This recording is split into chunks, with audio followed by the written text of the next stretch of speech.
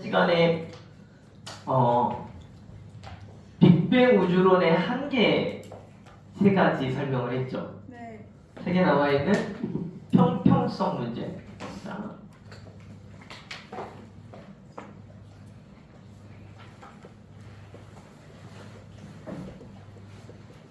빅뱅 우주론의 한계가 첫 번째가 평평성 문제라고 이야기를 했고, 우주의 두 번째는 우주의 지평선 문제를 거론을 했고, 세 번째가 우주의 자기 홀극, 단극 문제. 같은 말이 그래서 홀극과 단극은 있지. 이 세 가지 문제를 빅뱅 우주론에서 설명하기가 좀 어렵다.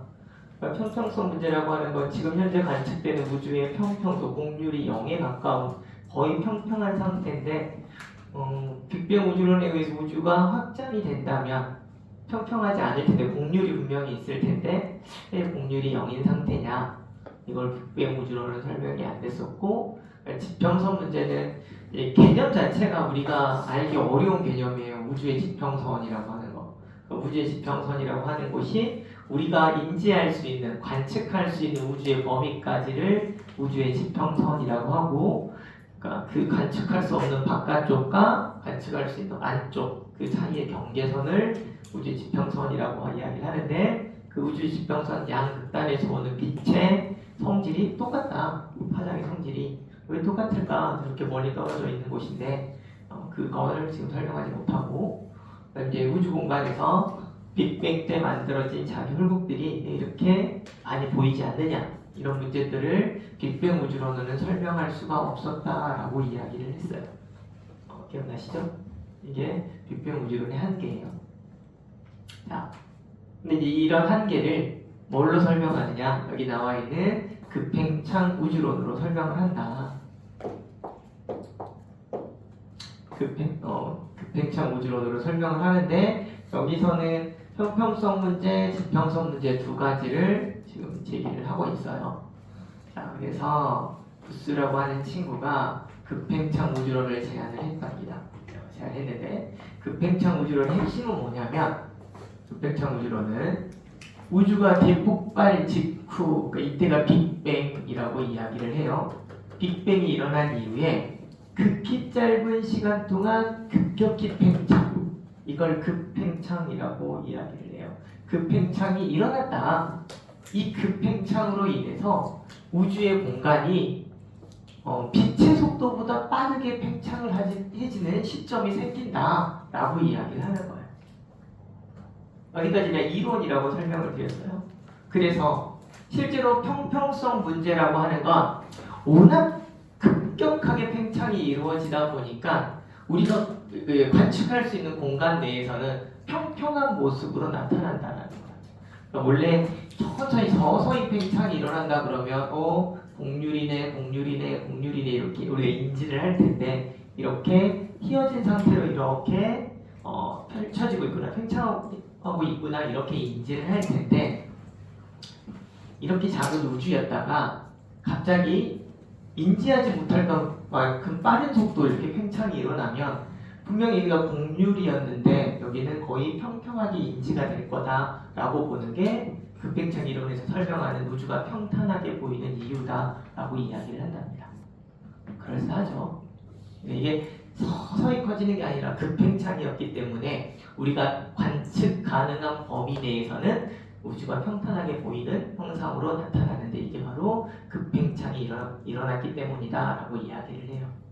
자, 그래서 빅뱅 우주론에서 설명하는 우주가 팽창을 하는데 공률이 0에 가깝게 나타나는 이유는 이 급팽창이 대폭발 직후에 바로 일어났기 때문이다라고 이야기를 하는 거고요.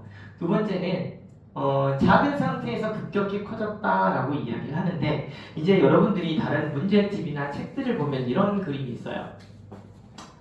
물론 안 보죠.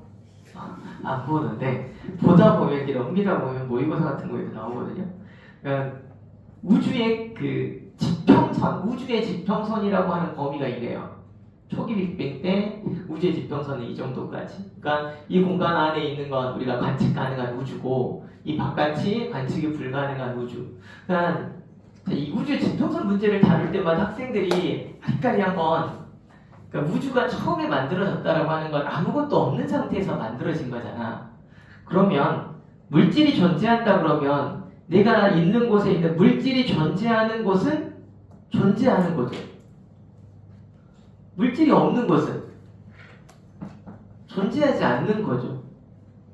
근데 우주의 범위를 존재하는 곳은 내가 관측 가능한 곳이고 관측 가능하지 않는 그 공간이 있다라고 말하는 거예요. 그 관측 가능할 수 없는 곳과 관측 가능한 곳의 경계를 우주의 지평선이라고 이야기를 하거든요. 어떻게 생각하면 되냐면 우리나라에선 지평선을 보기가 쉽지 않아요. 그죠? 그러니까 지평선 보기 좋은 데가 어디냐면 사막이에요. 사막. 우리나라는 지평선이라고 서 있으면 다 산들이 있거든요. 어딜 가도. 우리나라에서는 수평선은 가끔 볼 수 있지. 바다로 가면 창면이 바다니까 수평선은 잘 보이는데 지평선은 잘 안 보여요. 우리나라에서.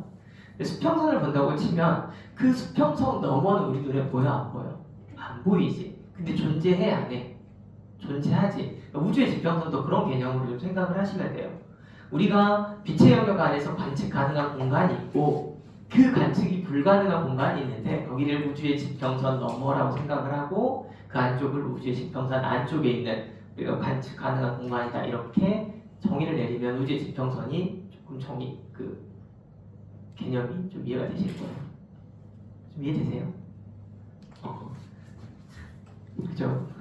아니 관측 가능하지 않는 공간을 우리가 어떻게 아느냐고 이렇게 이제 이야기하는 친구들이 있어서 그래서 이제 초기는 그러니까 우주라고 하는 것은 계속 팽창하고 있으니까 우주의 지평선의 공간이 여기고 팽창에 의해서 우주는 계속 뭐가 일어나냐면 팽창이 일어나니까 지평선이 점점 커지지. 이건 거의 빛의 속도만큼이라고 생각을 하시면 돼요. 왜냐면 빛이 오는 곳 그곳은 내가 관측할 수 있는 곳이잖아. 근데 우리가 관측을 못한다라고 하는 것은 빛 자체가 존재하지 않는 곳이라고 생각을 하시면 되거든요.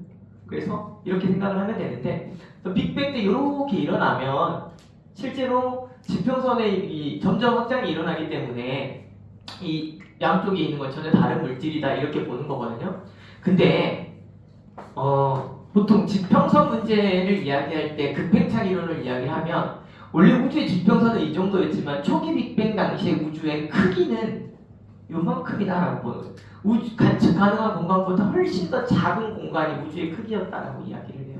그래서 이제 이게 이해가 안 되는데 왜냐면 그 당시 우주의 크기가 이만큼이면 우주의 지평선도 여기 아니겠어? 라고 생각하는 사람들이 많은데 우주는 우리가 지금 살고 있는 우주가 처음 만들어질 때 공간은 고밀도, 고온 상태, 저 정도의 크기를 가지고 있었지만 그 바깥쪽까지도 어느 정도 관측이 가능했다라는 거예요.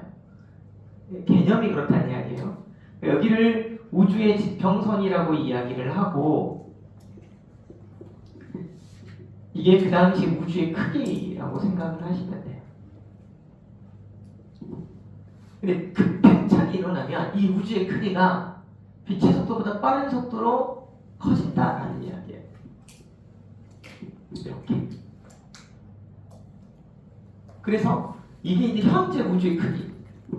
우주의 크기는 똑같이 빨간색은 우주의 크기인데 급팽창이 이루어지면 이 우주의 지평선보다도 훨씬 큰 상태로 우주가 커진다라고 영역을 이렇게 이야기를 해요. 그러니까 급팽창은 빛보다 빠른 속도로 팽창한다거든. 이 작았던 애가 쫙 갑자기 이제 서서히 멀어지면서 서로 다른 성질의 것을 유지하는 게 아니라 붙어있던 애를 아주 빠른 속도로 그냥 떼낸 거야.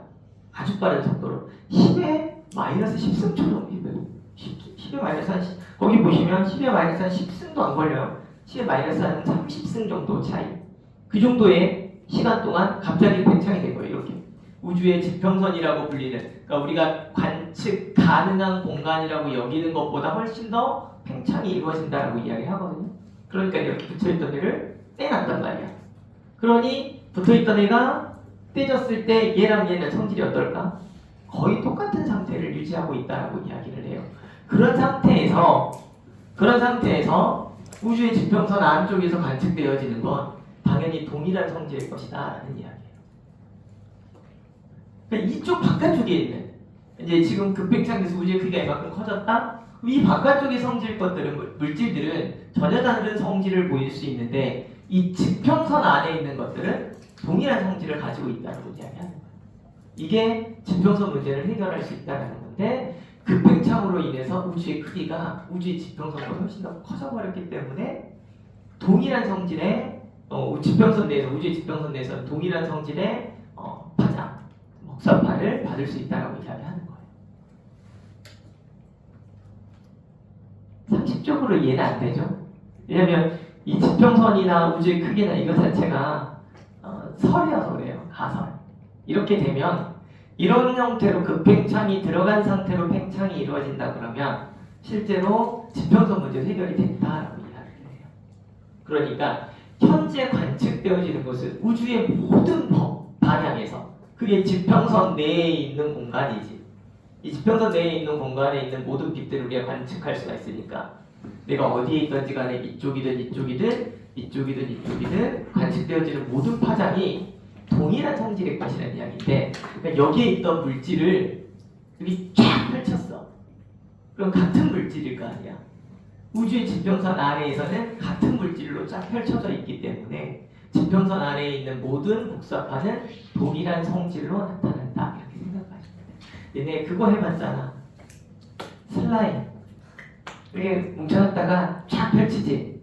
근데 쫙 펼쳤을 때 얇아지긴 했는데 밀도는 낮아졌지만 원래 내가 가지고 있던 그 슬라임 그대로잖아. 성질이 같잖아요. 그런 상태인데 내가 슬라임을 이렇게 늘리진 않지. 슬라임 같은 거 이제 쫙 펼치잖아. 안 그런가? 우리 딸은 그러던데. 그래서 괜히 나한테 쫙 이러고 던진다. 그거 못 쓰겠던데 옷에 묻으면 그치?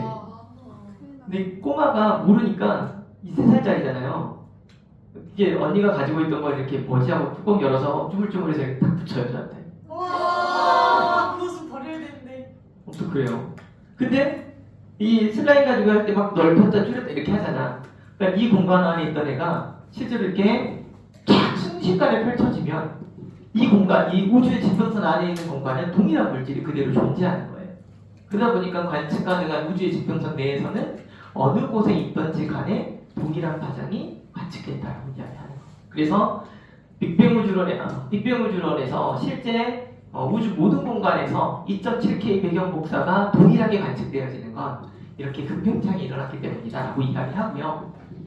세 번째 자기 홀분 문제도 이걸로 해결이 가능해요. 처음에 빅뱅이 일어났을 때 초기 빅뱅이 일어났을 때 자기 홀국 그러니까 단극의 형태로 존재하는 자기장이 있었어요. 그래서 이 안에 다 있었어요. 이렇게 예를 들면 이 안에 이렇게 다 있었는데 이게 우주의 크기니까 이 안에 다 있었을 거 아니야. 그럼 당연히 관측 가능한 우주의 지평선 내에서 우주의 지평선은 관측 가능한 공간이니까 가능한 공간에서는 이 우주 속에서 홀극이 많이 보였어. 밀도가 컸단 말이야. 근데 커졌어. 개수는 똑같은데 우주의 크기가 급팽창. 그러니 우리 관측 가능한 곳에서 많이 발견이 안 되겠지. 지금 현재 자기 홀극이 거의 보이지 않는 이유는 이 급팽창으로 인해서 관측 가능한 범위에 있는 자기 홀극이 밀도가 작아졌기 때문에 그래서 안 보이는 거지 자기 홀극이 사라진 건 아니다. 이렇게 이야기를 하는 거예요. 왜냐면 지평선 바깥은 우리가 관측 가능한 영역이 아니란 말이야. 이해됐어요? 그렇게 이야기를 해요. 그러니까 그 슬라임을 쌤이 이야기하는 이유가 보통 아이한테 이게 밑에다 뭘 주거든요. 여기 안에서 놀라고.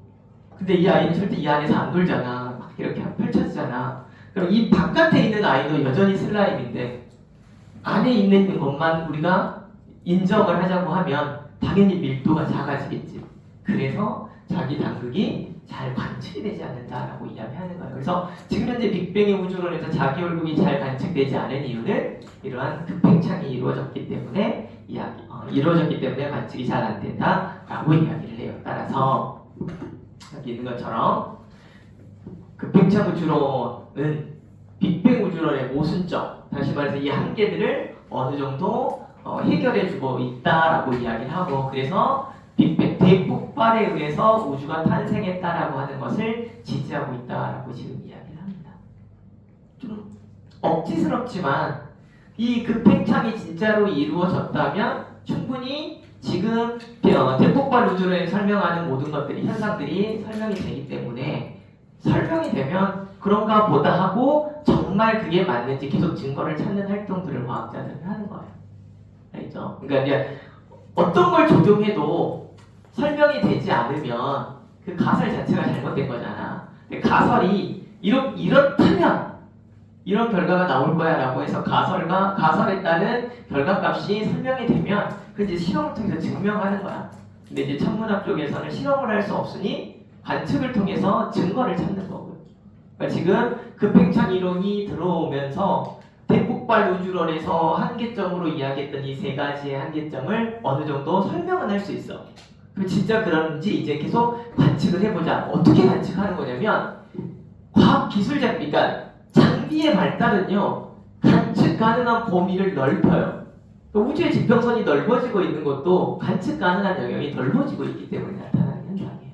그러면 그곳에 실제로 뭐 자기 얼굴도 더 많이 관측이 되고 이런 일이 생기면 정말로 급팽창이 일어나서 공간이 넓어졌기 때문에 지금 현재 우리가 관측 가능한 자기 얼굴이 좀 부족하다 뭐 이렇게 이야기할 수도 있는 거고, 그리고 더 넓어지고 나니 좀 더 차이를 보이는 것도 생기더라. 왜냐면 이 우주의 지평선이 이 우주의 크기보다 더 커지는 영역까지 우리가 관측이 가능하다 그러면 이쪽과 이쪽은 전혀 다른 물질이 존재할 거란 이야기예요. 다른 공간이니까. 여기 아래에 있는 공간은 같은 녀석이잖아. 같은 녀석을 펼쳐놓은 건데 이 우주의 크기 바깥쪽은 다른 물질이겠지. 그럼 이쪽과 이쪽에서 전혀 다른 성질이 올 텐데 지금 우리가 관측 가능한 건 이 우주의 크기 내에서만 관측 가능하기 때문에 동일한 성질의 것들이 들어오고 있다라고 이야기하는 거예요. 조금 이해되세요? 그래서 과학기술이 좀 더 발달된다 그러면 실제로 저런 아이들도 다 증거를 찾지 않을까 이런 이야기를 해봅니다. 자,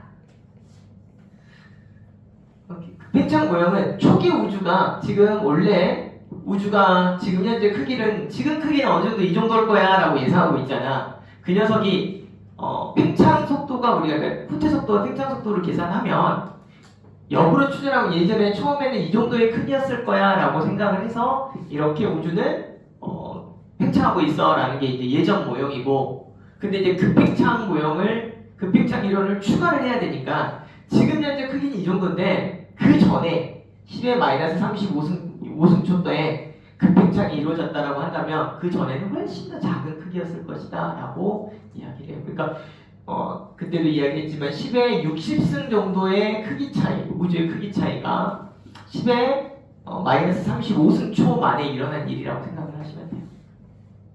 그렇죠? 1초도 안 된 시간에서 10의 60승 정도의 크기가 확장이 됐다 이렇게 해석을 하시면 돼요. 그 정도가 급팽창이 이루어진 크기다라고 생각을 하시면 됩니다.